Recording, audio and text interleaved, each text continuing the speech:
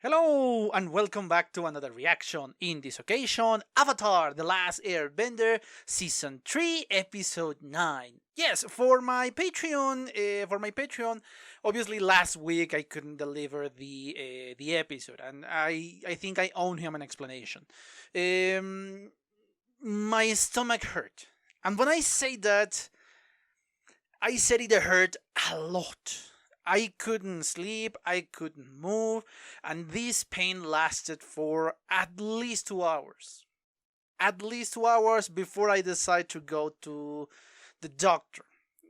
Luckily, the doctor helped me and the pain diminished. I could sleep, but obviously I wasn't able to record.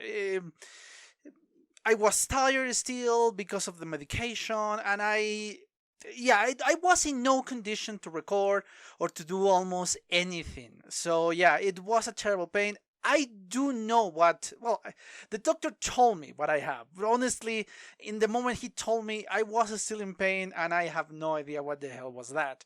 Luckily, the medication is I'm still taking medications, but it's a lot, and I mean a significantly lot better than last time. So yes, that's why I couldn't record last week, and I couldn't publish anything. I didn't publish anything on my YouTube channel because I couldn't edit the video that I already recorded. I still didn't. I didn't edit it down for the YouTube version, which obviously receives a week later. So that's why I was completely unable. I was tired. It was a lot of pain. So that's why I wasn't able to do anything last week. For my Patreon last week, for my non-patrons a couple of weeks ago when you see this message. So yes, it was a medical reason for me. So I was unable to do anything with my channel. I even only tweeted something and let it be like that because for a couple of days I did not even enter my computer. I was just kind of tired, and I tried to read something to entertain myself, but I mostly sleep. So yeah, that's why I wasn't able to do anything. But anyway, to more happy thoughts. Yes, I'm back. I'm going to return to the recording of the season 3 of Avatar. And again, I love the change of pace that we have in the last episode. I don't remember, as I said before, that we got a horror story or a creepy story in the way that we got last week's. And it's a fascinating one because they did a good job at hiding the villain. Yes, in a certain point you kind of guess who the villain is, who the antagonist is, who the monster or this spirit really is.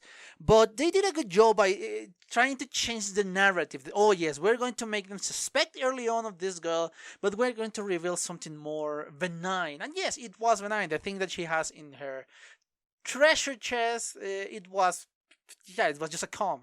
So it's understandable. It's understandable, and I love the way the show behave with this new character, and presenting us with a moral way of seeing water venting, because yes, it's kind of a moral trying to control another being through their blood.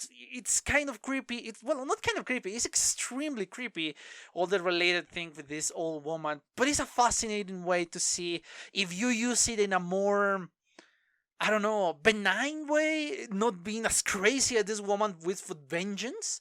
It could work and it could be useful, but I love how Katara is not agreeing to learn this new ability just willy-nilly because it's a new ability. She has her moral compass, and I love that about her. And once more, we got a Katara-centric episode, which is something I'm thankful. And we didn't see her flaws. We did see her qualities, and that is something I really, really like. A great episode last week, honestly, a great episode. But moving on, and I highly doubt you are here to hear me rambling about last week's episode, because yes, I told everything about that in my last video. So enough about this. Let's just cut the presentation and watch the next episode, shall we?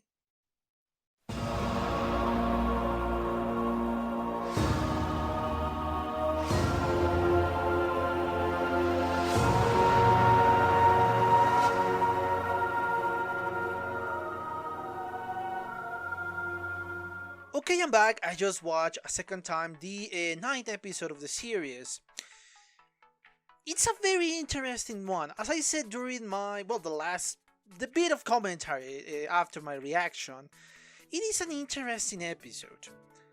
Once you pass the silly dreams or the silly hallucinations, which is obviously, once you start to be in said situation, it's not so silly, it's very, very serious.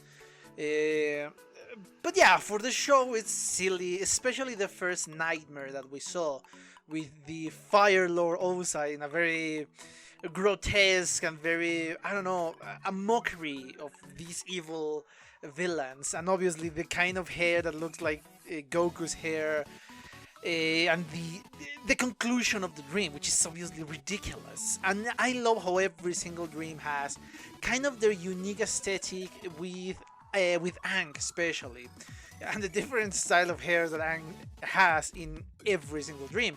I don't know if it means that he really wants long hair or it's just to be ridiculous. Anyway, I am not going to delve too deep into that because, yeah, again, it's the first two dreams are kind of funny dreams, are kind of funny side. Oh, haha, this is a nightmare for Aang. The math test, or you are not wearing pants, and silly stuff like that. But the third dream, not the hallucination, the dream is a lot more serious. Obviously, with the exception of Momo being a giant creature that is attacking Oppa and Aang, the rest of the dream is very dark. And this is when we enter into the realm of, I don't know how to say it, in the realm of more realistic possibilities that could happen in said war or in said invasion. We saw obviously how Toph could be defeated and she could be buried, and without options for her to be rescued, just to disappear. We saw how Sokka is just surrounded by Earth, and yes, kind of the same representation that they are being buried and they are no longer alive, or at least that's what I assume the dream means in that moment. And how Katara is fighting against an element in which she should be good against, but obviously in the end she is defeated by this terrible element of fire. So we're starting to see these nightmares, and in the end, even Aang, when he is below ice and Prince Zuko is above him, kind of in the same old Prince Zuko hairdo, that he is triumphant, and in the end the comet is going down to Earth and destroying the Earth, and everything is just desolated. It's obviously very representative of what Aang thinks could happen. And yes, these things could realistically happen within the world of Avatar, yes. I don't know about the last bit in which everything is destroyed, because obviously the Fire Lord wants to rule over everything, not destroy everything. Or perhaps in the future, he wants to destroy everything. I'm still not sure what the hell. But yes, he is very accurate representation of what could happen in the world, the worst possible scenarios that could happen in this invasion. And thanks to Avatar, well, to Aang being the Avatar, yeah, he kind of feels the representation, the responsibility of dealing with everything in the world. That because he is the Avatar, he should be able to defeat everybody and everything. And he should be able to protect everything. And this is obviously, this responsibility has been put on the shoulders of a child. I think he's 11 or 12 in this moment, perhaps 13. He is still very, very young. So, yes, that is a lot of problems for a 13-year-old. So, it's understandable the stress that he is feeling, especially with being so close to the moment in which he needs to take actions. And his actions are going to have a huge responsibility around the world, not just with his friends, not just with his close acquaintance, let's say, but with the entire world. So, it is obvious why he is feeling the way he is feeling.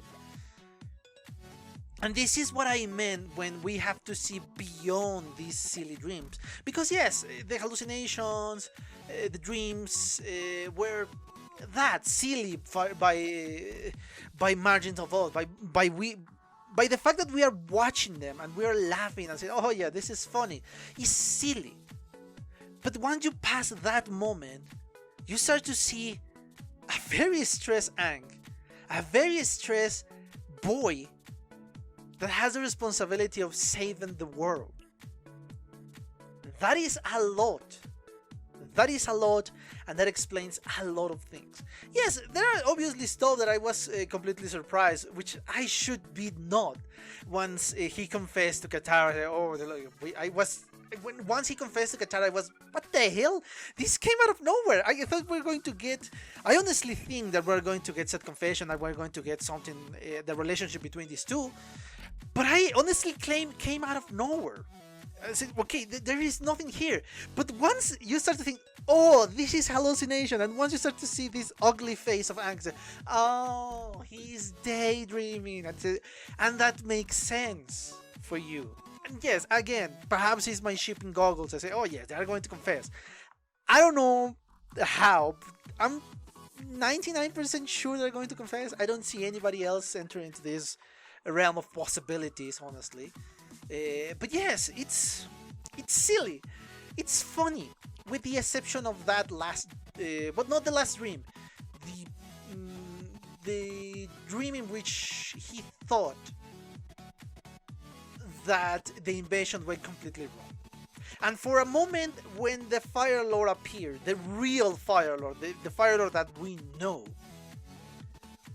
appeared, yeah, it was, what the hell is going on? This has to be a dream. But my brain said, oh, this is real, man. This is real. This is real. So that's why my surprise. And speaking about the Fire Lord, let's move on. Well, no, before going to that place, I love how the last dream of Aang is more calm, more on his side. That now, yes, it's still silly, but it's helping him to relax because now he defeated the Fire Lord. With a ridiculous stuff, yes, but he defeated it. So I love how in the end he said, okay, thanks to my friends, thanks to the support of my friends, I can sleep well. And that is something I appreciate a lot. Because yeah, sometimes that is the only thing that we needed. The appreciations of friends. When it's just... obviously you're stressed, something like that. Yes, you need that appreciation of your friends, of your family, whatever. That's fine. I love how they portray it, that moment. That yes, this is stress, this specific problem could be solved by the power of friendship, let's say. I love that fact. Now really moving on to the other side. Something I have noticed, and this is kind of a transition for the next part. Something I have noticed is that the Fire Lord Ozai doesn't smile. He's always serious. Once I saw the previews of this episode, and I went back a few episodes, I'm not going to say every single episode because there are a lot of them, and I wouldn't have time to see every single one of them, at least not now. He never smiles. He's always either angry or serious. I don't know what does that mean. Perhaps it means that he's just ruthless. He is just so calculating. He's just an evil person. Perhaps that is what the representation of no smilings mean. But I like the fact that that is going on. I like it. I like when they make sympathetic villains, but I also enjoy when they make this pure evil that needs to be defeated. I like both aspects, and I like a show that can combine both, like in this case. It's fascinating to see this contrast between, obviously, our previous villain, in this case, Prince Zuko, and our main villain, Fire Lord Ozai. Zuko is going through a transition. He's going to this redemption arc. Again, I'm hoping for that redemption arc. He's going through that phase. Ozai is just pure evil, and I like that. I like that we can have a show with both aspects of villainy, let's say. And speaking of Prince Zuko, I love how his life is going fantastic for a moment there. See, everything is going well for him. His servants appreciate him, or at least they pretend to appreciate him. He has a loving girlfriend. Everything is going well. For a moment there, we have a hiccup in which he was not invited to the meeting of war. But then, even his father hold a meeting. No, I want him by my side, by my right side. That is a heavy implication there. And I will not hold this meeting until I have my son here by my right side. And for a moment there, everything is fantastic, because we are obviously omitting Uncle Iroh, which is, yes, the point for Zuko, in which he should be saying, I betray him, I betray him, I betray him. Moving on. But I love the last speech of Prince Zuko. I was the perfect prince. I was the son that my father wanted. But that wasn't me. He wasn't happy. He wasn't completely happy with what his father was doing. He wasn't completely happy with his actual life, with his new life. Because that is not him. He is not a carbon copy of his father. His father is ruthless. But Zuko has going through a lot of stuff in the real world. He has helped a lot of people.